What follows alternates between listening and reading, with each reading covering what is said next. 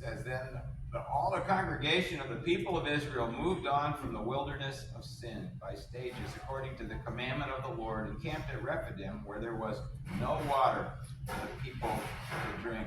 Anybody ever lived in a hot climate? I've lived in Phoenix. Phoenix is hot. They say, but it's very dry here. Let me tell you something. When it's 115 degrees, it's hot. It doesn't matter how dry it is. Exactly. You put a hammer down on the work site. You don't want to pick it up again without a glove on your hand, because you'll burn your hand touching that hammer. It's hot. Think that kind of heat where these people were. They're wandering around. It's not any old wilderness. We're talking about the desert and the Sinai Peninsula. It's hot there. And the people quarreled with Moses, and they said, give us water to drink. And Moses said to them, why do you quarrel with me? Why do you test the Lord? But the people thirsted for water, and the people grumbled against Moses and said, why did you bring us up out of Egypt? To kill us and our children and our livestock with thirst? And so Moses cried to the Lord and said, what should I do with this people? They are ready to stone me. And the Lord said to Moses, pass on before the people, taking with you some of the elders of Israel, and take in your hand the staff with which you struck the Nile, and go. Behold, I will stand before you there on the rock of Horeb, and you shall strike the rock, and water shall come out of it, and the people will drink. And Moses did so in the sight of the elders of Israel, and he called the name of the place Massah and Meribah, because the quarreling of the people there. And they tested the Lord by saying, is not the Lord among us? And I thought about this verse today because this was in my daily reading. I have like my own reading plan, and this was in my daily reading. And I was thinking, this reminds me of another verse. God told Moses when these people were thirsty and they were quarreling, they were fussing, and they were dying of thirst. So it wasn't they were just not fussing over they couldn't get their own TV show on or something. Just out in the desert with no water, you're not going to last very long. But God wanted them to trust them. And these people, they had seen God part the Red Sea. That's pretty big. They had seen Moses take his staff and tap the water, and the whole Nile River turned to blood. They'd seen all kinds of crazy stuff. And they'd seen every day they could see a cloud over them. And then at night a pillar of fire, so that they knew that God was with them. But when they began to quarrel, they called up the pastor, told him about it. I remember my pastor back in Brookfield, Connecticut, he was joking one day in his message. He goes, yep, somebody called me up at 2 o'clock in the morning. He said, hope we didn't wake you, Pastor. And he goes, oh no, I was laying awake here waiting for your call.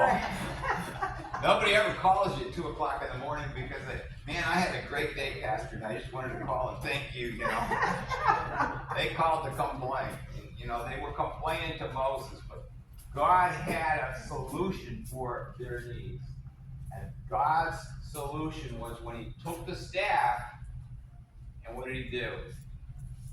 What did he do with that staff? Anybody remember? He struck the rock. Who's the rock? Jesus is the rock. Jesus is the rock. And on Calvary, Jesus was struck he died for our sins there. He like the rock was split, and Jesus, he died. He gave up his life, and then the water of life flowed out of that rock. Those people, they had that fresh, cool water. And I always think about rods, and I thought about the 23rd Psalm. I have that memorized, but I used to say that yea, though I walk through the valley of death, I'll fear no evil, for thou art with me. What? Thy rod and thy staff. They what? Comfort me. When I think of rods and staff, I think of when I was a little kid. When I was a little kid and I did something wrong, my mother said, you go and sit on your bed until your father gets home. Oh, so your father gets home. The last person I wanted to see in the world was my father. I knew when he was the rod and the staff, they were not going to comfort me. Well, my mother was the rod and They staff. were going to correct me. Most of the time I deserved it. Sometimes they did deserve it. But most of the time I probably did deserve it. And they weren't abusive, but they certainly used up that rod. They needed to trade it the time I got to be a teenager and I stopped getting a licking every time I did something bad. But you know, that's not how it is in the Bible. You know, God doesn't strike us with His word. You know, all the prophecies of Jesus, that He was going to come. Back when the angel came to Mary, he says, "You're going to name His name Jesus because He'll save His people from their sins." So Jesus came to be struck with that rod. Jesus was born to die in our place, to take our punishment for all our grumbling and for all our griping, you know. Yes. God could have said, "Well, that's it. I'm going to start over again. I'm going to destroy the earth. I'll take Mars and make some better children." But He didn't. He sent His only begotten Son, that whosoever believes on Him would not perish, but have everlasting life. Jesus took that rod and that staff, and that's why they could give us the comfort. The comfort doesn't come from God striking us with the rod and the staff. The comfort comes from when we receive the grace of Jesus Christ. We receive the blessing that when Jesus died, that rock was split, and the living waters, they flowed out from the cross. They flowed out to us here in this desert place. We're facing 2026, and it looks like a desert stretches on forever. Yes. I don't know how I'm going to make it through. I don't know how the bills are going to get paid. I don't know how some of the problems I'm working through now are going to get fixed. I don't know how I'm going to provide for things that I know that I need next year, or go get to see my kids that all decide to live thousands of miles away. Oh my word. But you know, God has got a plan. God has a solution.